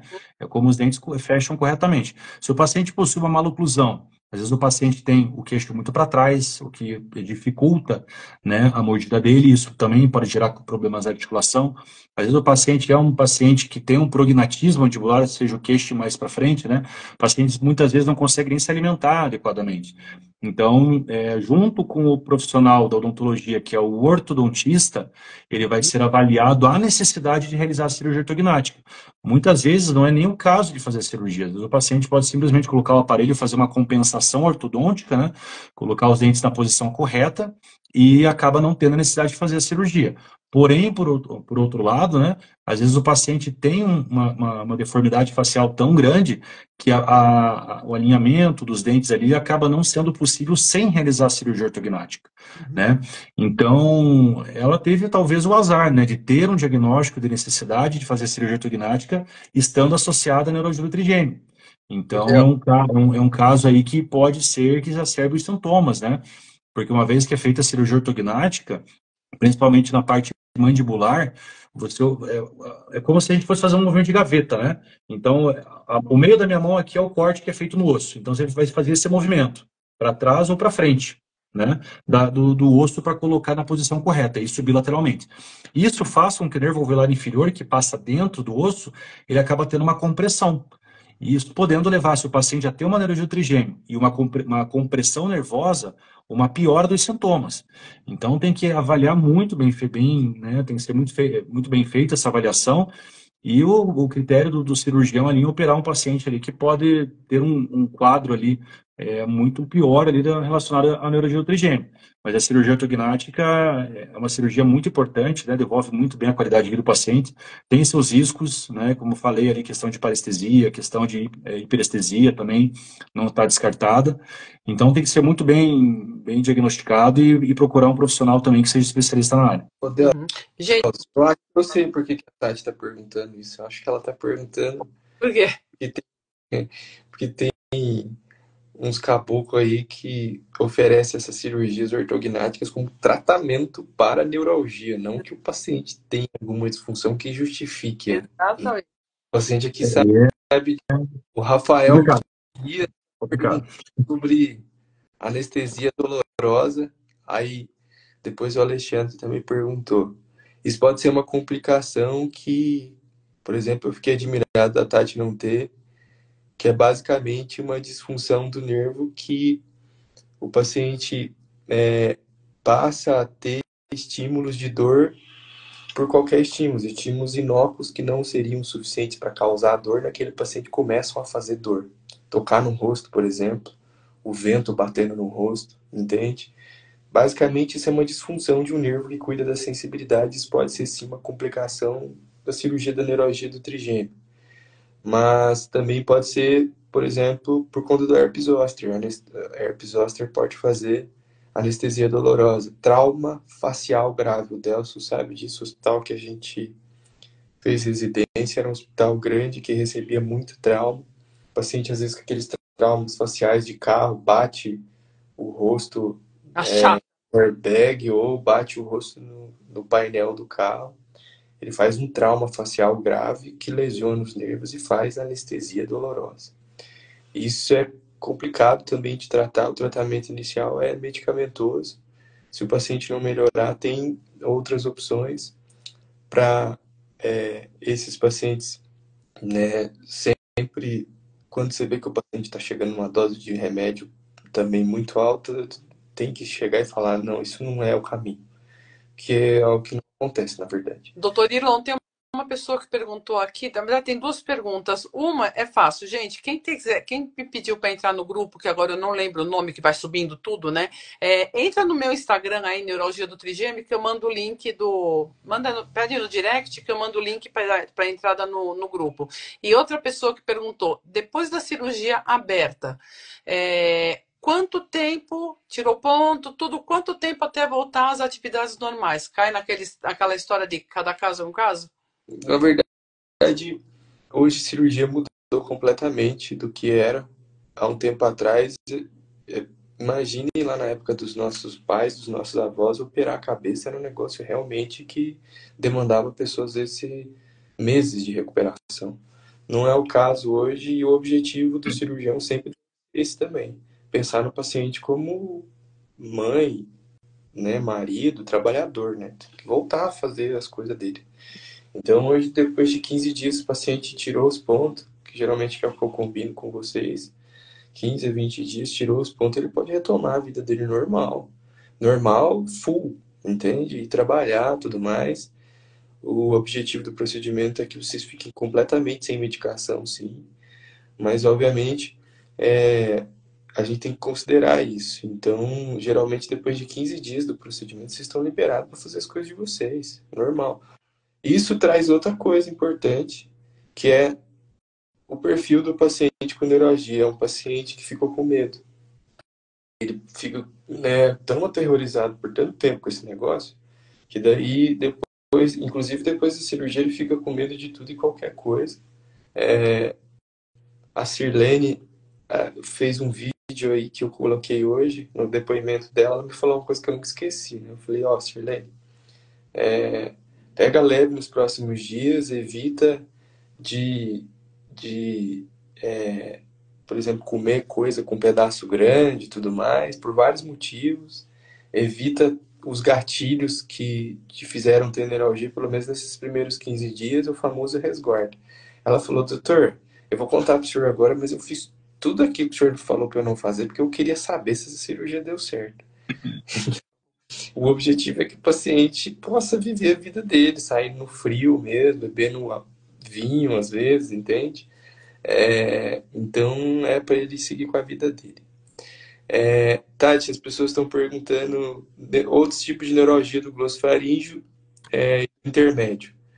Literalmente, se eu vejo 100 neuralgias do trigêmeo, eu vou ver no máximo uma do glossofaríngeo e nenhuma de intermédio, que é bem raro. O viés comigo é porque eu trabalho só com isso atualmente, e aí sim eu vejo mais eventualmente. por exemplo, do intermédio. Pra vocês terem uma ideia, os casos relatados na história da medicina, relatados formalmente, estão na casa da centena só, na história, entende? Mas de qualquer forma, sim, também tem já tratamentos bem consistentes para isso, assim como o do glossarídeo. As causas giram em torno, basicamente, não somente, mais uma vez, de conflito neurovascular também.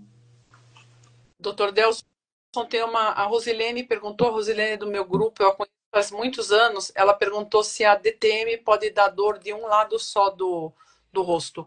Eu até selecionei essa pergunta dela para responder com o Just Tempinho, que é uma pergunta bem frequente, né? A DTM é muito importante salientar para os pacientes, às vezes, de fazer um diagnóstico. O paciente tem uma dor localizada, né, na frente do ouvido, pode ser muitas vezes, né, ser confundido com a neuralgia do trigêmeo, ou pode estar associada também, né, por conta dos gatilhos que ela gera. Então, a DTM pode sim estar causada de um lado somente.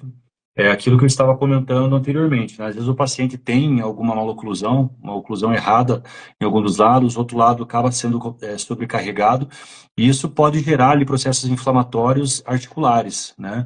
Então a DTM é uma doença um pouquinho chata, né? Muitos profissionais acabam correndo dela porque é de difícil tratamento muitas vezes, assim como é a neuralgia do trigêmeo. Então, o caso de dores geralmente tem esse problema ali, às vezes o paciente tentar, o profissional fazer o possível ali e acabar não melhorando. No caso da DTM, ela é uma articulação das mais complexas que tem no corpo humano, né? Muitos pensam que é a articulação do ombro, que também é muito complexa, o joelho, que é muito comum, né, ter problemas, mas tem que pensar que a articulação temporomandibular, além de ser muito pequena, ela é uma dependente da outra, né? O que é diferente, né? Por exemplo, a articulação do ombro, a articulação do joelho, tudo mais. Então, como ela tem uma sinergia, né? Uma articulação pode interferir na outra, pode gerar esses casos, desde dor bilateral, dor unilateral. Isso tudo é diagnosticado, tem um profissional que é específico, né? Um especialista na área da disfunção temporomandibular, né? Que é, obviamente, né, o especialista em disfunção temporomandibular, esse é o próprio nome. Então, se o paciente tem essa dor ali, subsequentemente, já fez alguns tratamentos, às vezes o paciente pode utilizar dispositivo intraoclusal, né, a famosa plaquinha, né, entre os dentes para amenizar as dores. Ela nem sempre vai resolver 100%, mas ela vai amenizar as dores, né, vai evitar com que o paciente tenha uma hiperfunção mastigatória, o que faz com que sobrecarregue a sua articulação e que gere problemas futuros. Então, se o paciente já tem essa dor articular aí há alguns anos, por exemplo, eu já vi alguns casos de pacientes aí que começou com a dor dos 20 aos 30 anos e continuou com essa dor até os 50, 60 anos. Então, são casos que são de mais difícil resolução, porque às vezes acontece até perfuração do disco articular, né, que é como se fosse o menisco do joelho que vai fazer, né, essa proteção ali para não ter contato de osso com osso. Se você tem uma dor, né, durante todo esse tempo, seja por processo inflamatório, ali, por origem muscular também, tem que ser feito o diagnóstico, né, e ver qual o melhor tratamento possível para o paciente naquele caso. Às vezes, o simples fato do paciente fazer uma reabilitação, né, e conseguir fazer a mastigação com todos os grupos dentários, né, isso já pode ajudar. Né? Então, um especialista em disfunção temporomandibular pode ajudar muito nesse ponto. Às vezes, ele pode diagnosticar isso e verificar, né, que pela falta de dentes em alguma determinada região, seja necessário fazer um implante, fazer uma prótese. Às vezes, fazer somente uma simples restauração, e o paciente vai conseguir se alimentar melhor naquele lado e evitar sobrecarregar a articulação que não está afetada.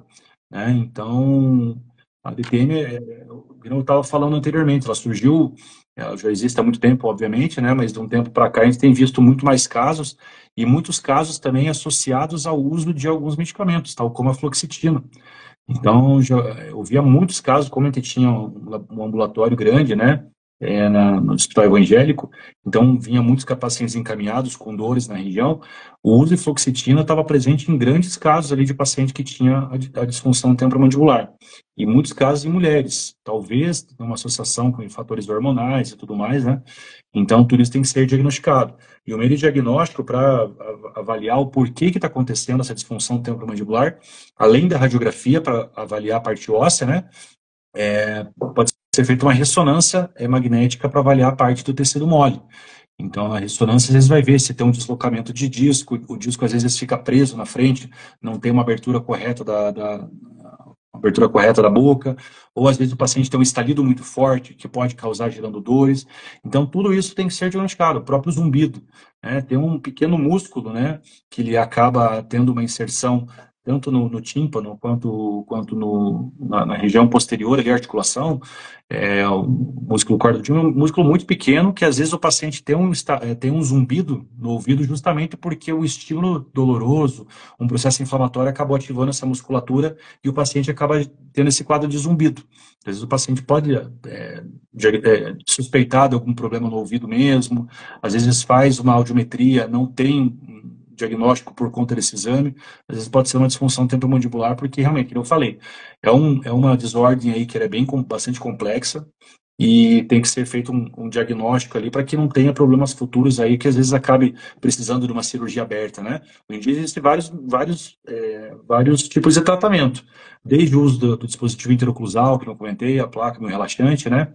Para você aumentar também esse espaço interarticular e evitar sobrecarregar também a articulação, uso de medicamentos anti-inflamatórios, uso de medicamentos que vão relaxar a musculatura, né, tal como é o Miosan, ele ajuda bastante em alguns casos, e paciente que tem essa tendência a ter um apertamento dentário.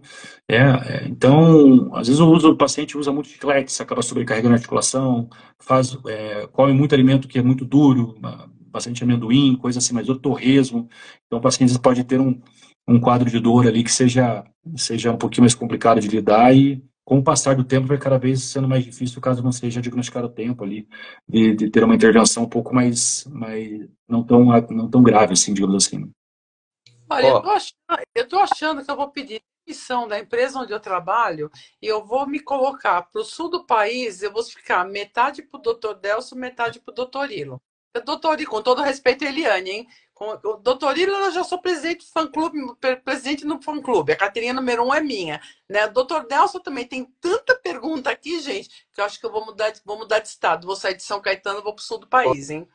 Tati, o que dá para fazer é a gente programar. É porque esse formato aqui ficou muito prático. Eu não sabia que ia ser É, tão prático assim. é bem Pessoas prático.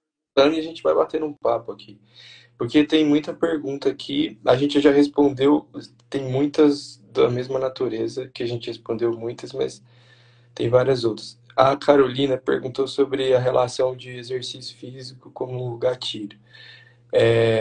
Existe uma coisa em comum nesses gatilhos que é subir a pressão, Carolina. O paciente sobe, tem um pico de pressão arterial e piora a neuralgia por vários motivos. Não necessariamente porque o paciente tem um conflito neurovascular, porque quando ele tem um conflito aí piora mesmo, porque a pressão sobe e o vaso começa a comprimir mais ainda o nervo, mas por outros motivos. O nervo tem a sua irrigação mesmo e quando sobe a pressão, às vezes os choques tendem a aumentar. Isso é fato. Ela perguntou também sobre documentação para o INSS, atestado médico. É importante que o seu médico e vocês, como pacientes, quando pensarem nisso, pensem numa coisa. Tem muito paciente que leva um monte de coisa lá na perícia, que fala um monte de coisa, ao mesmo tempo não fala o que precisa. Leva aquele monte de papel lá, mas às vezes o problema não está na avaliação pericial em si, mas no colega entender que aquele paciente está com uma doença grave, debilitante naquele momento sem controle.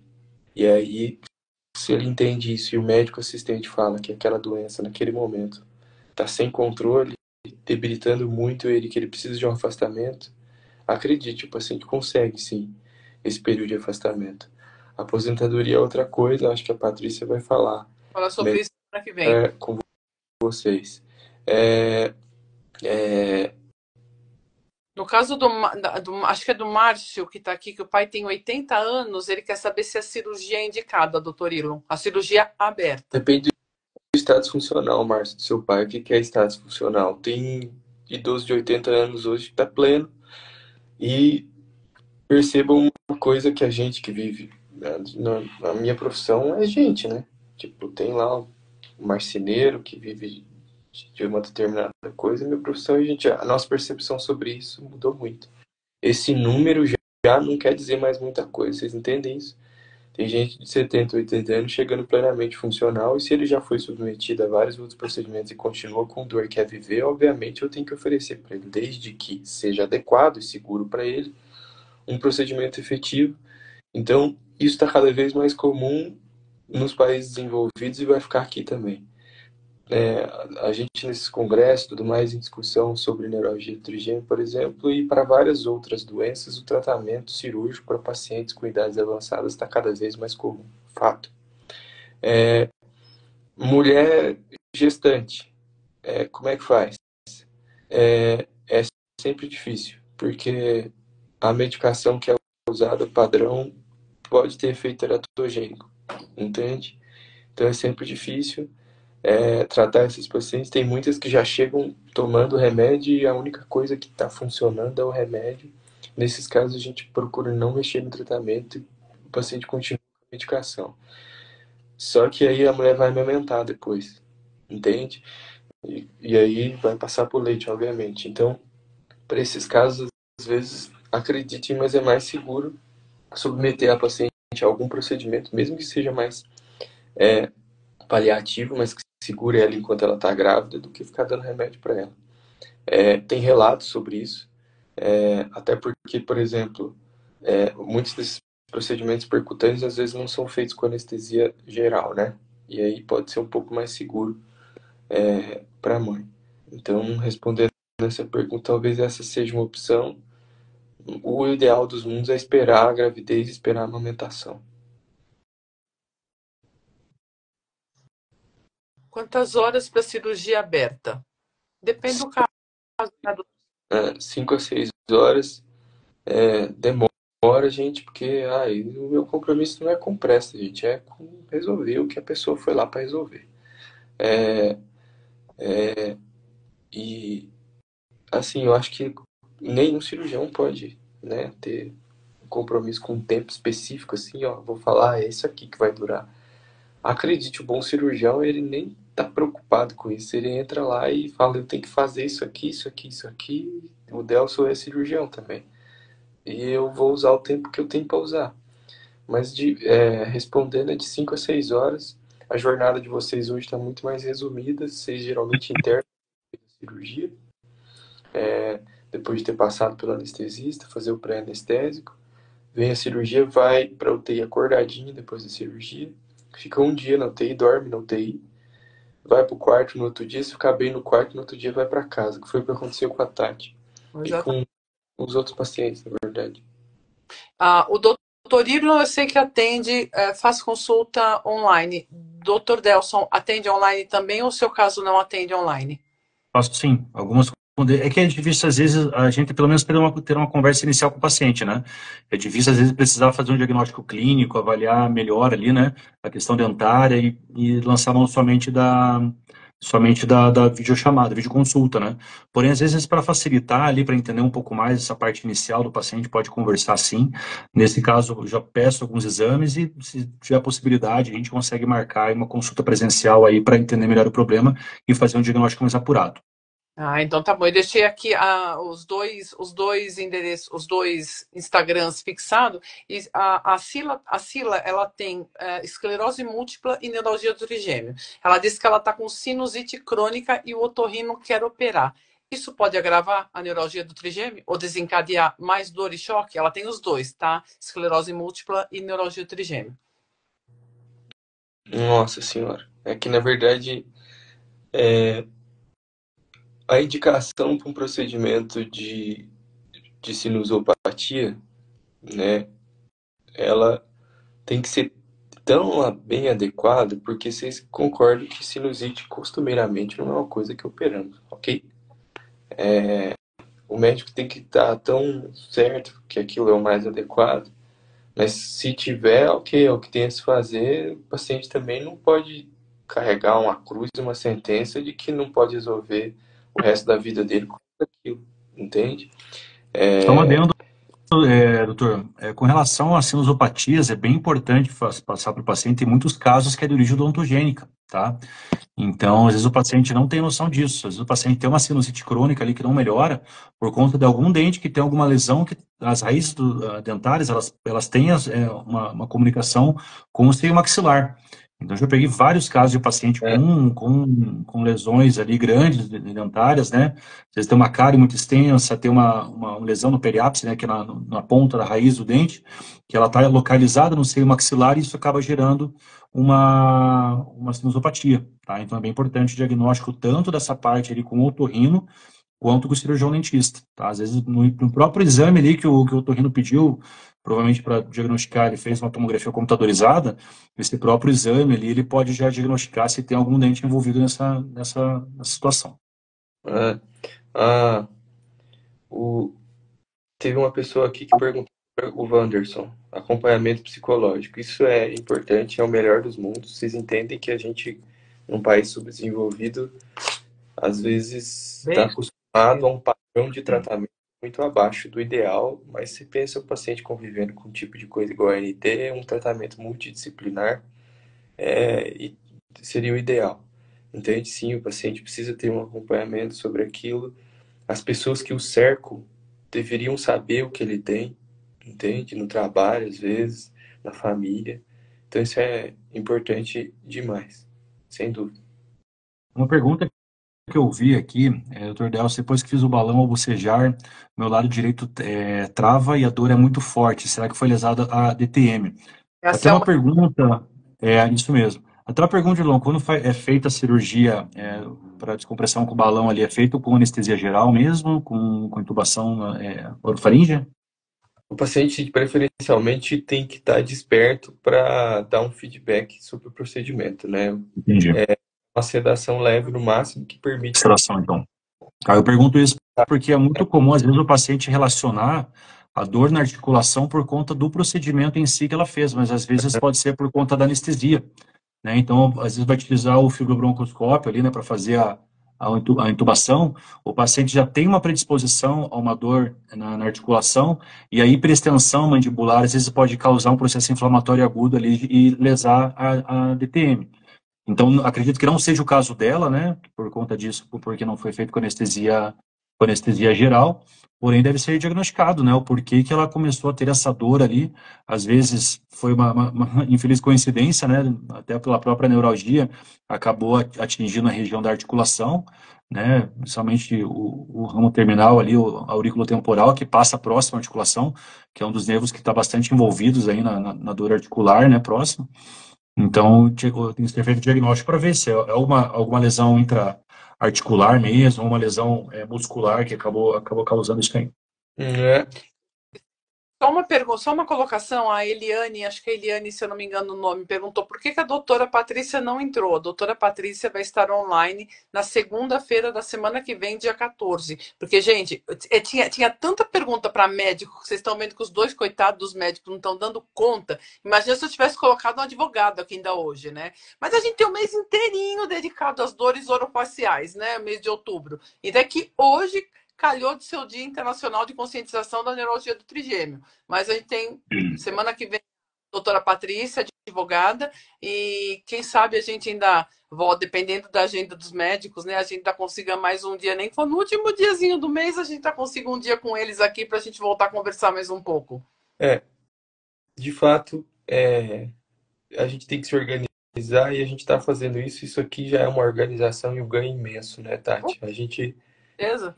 Isso aqui prova que a gente está construindo uma comunidade de verdade. Vocês percebam que a gente está aqui mais uma vez, eu, a Tati, o Delson, a gente está dedicando o nosso tempo e vocês também estão aqui porque vocês querem melhorar para a gente se ajudar, entende? No sentido de entender o que aflige vocês, o que vocês precisam e responder isso e tudo mais e construir uma coisa decente, sabe? Mais uma vez dando sentido ao que é uma rede social mesmo. Eu acho, Tati, que tá todo mundo, né, agora já naquela famosa hora de jantar ou Hoje alguns ir dormir. nós estamos uma hora e meia. É, o que eu acho que acho não deve ser feito é organizar outra live alguma outra vez, Com certeza. porque a dinâmica foi legal. Eu acho que a gente respondeu muita pergunta. Conta, muito. Muita. Interessante você fazer sobre temas também, É, né? Quando tiver algum tema específico assim, a gente falar somente sobre aquilo, né? A gente separa materiais, até algum dia se tiver a possibilidade, obviamente, pelo Instagram é muito fácil, como o Irlão falou, mas é interessante fazer pelo Zoom também para a gente ter algum material para passar para o paciente, fica muito mais fácil a gente elucidar o que a gente pensa. Nossa cabeça às vezes é tão simples, né? Mas para a gente passar ali algumas imagens, né? A questão da Eu, correlação doutor, anatômica e tudo mais, acho que é importante. doutor Delcio, eu faço já o convite. Eu já fiz para você, mas eu faço para o doutor Ilon, que o doutor Ilon já participou com a gente também. Uma vez por mês, eu faço a reunião pelo Zoom. Uhum. Eu tenho ilimitado. O Zoom posso usar com a Facial Pain Association 3, 4, 5, 6 horas, entendeu? A gente pode marcar, convido vocês dois. Eu acho que os dois juntos ia ser um encontro maravilhoso, mais do que uma reunião, seria um aprendizado. Aí é só vocês verem a agenda de vocês e falarem comigo. Geralmente eu faço no sábado, mas se precisasse durante a semana, só me avisar que eu ligo para a Regina, lá nos Estados Unidos, a gente se entende.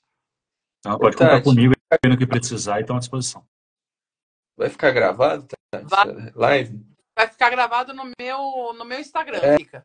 é importante para avisar para as pessoas aqui, Não, porque a live fica gravada no Instagram que está sediando a reunião, no caso, esse daqui. Então vai ficar gravado aqui. Depois amanhã eu dou uma pedida pro meu irmão que está aí online também. Dou uma pedida para ele tirar, salvar, que ele tem um esquema Alpha Delta PXTO no iPhone dele que eu não sei usar. E ele pega. Aí eu passo para vocês. tem uma galera aqui que, se revisar a live, vai encontrar a resposta para muitas perguntas. Com certeza. E fiquem tranquilos, pessoal, vão existir outras lives como essa. Vocês viram que é bem prático, a gente vai respondendo, conversando, batendo um papo. O que o falou é fato. Talvez em outra oportunidade a gente possa fazer em um formato que a gente possa apresentar algo mais visual para vocês, para ter uma noção melhor. Exato. Mas eu agradeço aqui primeiro a Tati por tudo, Eu ao agradeço. Delcio. Eu liguei pro Delcio semana passada, porque eu lembrei dele, porque tá aparecendo cada vez mais casos de neuropatia aqui. E eu achei muito importante trazer alguém decente, qualificado para falar sobre isso, ajudar as pessoas. A Tati, eu sempre falo, você, sem sombra de dúvidas, é a pessoa que mais ajuda as pessoas com NT, que trabalha realmente por essa causa. Ninguém te pediu isso, você faz isso por conta. Isso, meu Deus, é uma coisa que hoje não existe mais. E, acima de tudo, né, a gente lembrar que a gente está fazendo algo legal aqui realmente, sabe? Continuar com isso. E é isso aí. Eu agradeço muito o doutor Delson, doutor Ilon, pelo tempo. Olha, 1h35 aqui. Eu sei que vocês veem exaustivo de trabalho, não é brincadeira, mas realmente eu agradeço de coração mesmo. Tudo que vocês fizeram hoje, doutor Ilon, tudo que tem feito por mim desses últimos tempos para cá, principalmente 10 dias para cá. Tô meio Sumax, viu, doutor Ilon? Tô zerada, valeu a pena. Valeu a pena, uma grande lembrança. E para quem perguntou, gente, não estou tomando nenhum anticonvulsivo pós-cirurgia, não tenho dor, não tenho choque, só tenho dor de cabeça que, graças ao Sumax do Dr. Ilon, estou zerada hoje à noite. E vamos combinar uma outra live e vamos combinar pelo Zoom para poder passar o material de vocês. Tá bom? Com certeza. Deixa eu agradecer, então, Arlon, pela confiança, né, de ter me convidado para a live. A Tati também, já não se conhecia ainda, né? Tivemos o prazer de se conhecer nesse projeto tão importante, né, Tati? E o mais legal de tudo isso, essa tua iniciativa, faz com que a gente também acabe estudando mais e mais esse caso. Porque a gente vê quantos pacientes aparecem, e é uma coisa, parece que não tem fim, né? É realmente uma epidemia de pacientes que precisam dessa atenção, que às vezes acaba passando por profissionais ali que não tem, às vezes, tem o que fazer, né? Já tentou todos os casos, a gente vai tentando também ajudar de alguma forma, né? Pode ser que a gente tenha nossas limitações também, mas no que depender da gente, a gente está sempre à disposição para ajudar vocês. Quem tiver alguma dúvida pode mandar mensagem ali no direct, no Instagram. A gente demora, às vezes, um pouco para responder, né, na corrida do dia a dia, mas assim que possível a gente vai tirando as dúvidas de vocês. Muito obrigada mesmo de coração. É como eu falo sempre, doutor Delson, o doutor Irlon já sabe. Quando eu descobri o que eu tinha, depois de 4 horas sentada no computador, procurando no doutor Google, aquele que Uhum. os médicos têm favor, né? Mas já que ninguém sabia o que eu tinha, eu fui ao doutor Google, né? E eu chamei a minha mãe e meu pai, eles vieram aqui, eu falei, gente, descobri o que eu tenho, né? Aí minha mãe falou, e agora? Eu falei, agora ou eu sento e lamento, ou eu levanto e Vai, enfrento. E eu tô enfrentando até exatamente. o dia. Isso aí. Sim. E é muito obrigado a vocês. Não tenho realmente palavras para agradecer. Vocês mais do que abrilhantaram esse Dia Internacional de Conscientização da Neuralgia do Trigêmeo. Muito obrigado de coração, viu? Estou à disposição aí. Um abraço a todos. A gente Um se abraço fala, para a todo gente se mundo. vê. Tchau. Beijo enorme. Muito obrigada. Ah, Fui. tchau, tchau. Boa noite.